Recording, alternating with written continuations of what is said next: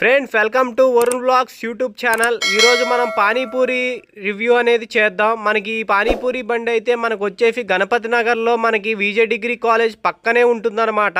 మనకైతే వినాయకుడి గుడి దగ్గరే ఉంటుంది. అది అయితే వినాయకుడి గుడి పక్కనే ఒకసారి చూసుకోవచ్చు. ఇక్కడైతే చాలా ఫేమస్ అనమాట పానీపూరి అయితే మనకు వచ్చేసి. ఫ్రెండ్స్ మనకైతే ఇక్కడ వీళ్ళు ఏమేమి అమ్ముతారో ఇప్పుడు చూసి మనం తెలుసుకుందాము. ఇక్కడైతే ఫ్రెండ్స్ మనకైతే ఇప్పుడు అంకుల్ అయితే టమాటా మసాలా అనేది చేస్తున్నారనమాట.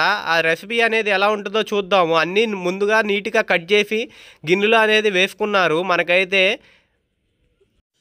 మనకి ఉప్పు కారం నిమ్మకాయ మనకి కొత్తిమీర నిమ్మకాయ అనేది వేసుకుని గిన్నెలో బాగా మిక్స్ చేసి మనకైతే టమాటా పీసెస్ అనేది కట్ చేస్తున్నారనమాట. కట్ చేసి స్లైస్ చేసి మనకి మసాలా అనేది దాని మీద వేసి మనకి నీట్గా సర్వ్ చేస్తున్నారు. మనకి ఇక్కడైతే పార్సిల్ కూడా ఉన్నాయి.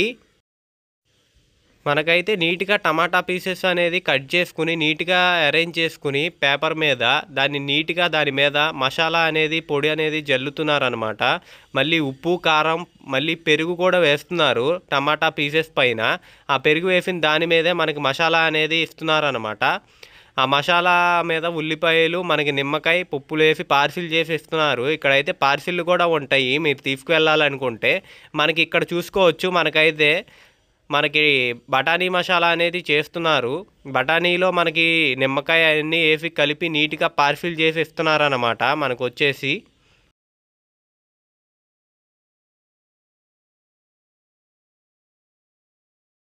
మనకైతే ఇక్కడ మనకి ఎస్పీ కూడా చాలా ఫేమస్ అనమాట.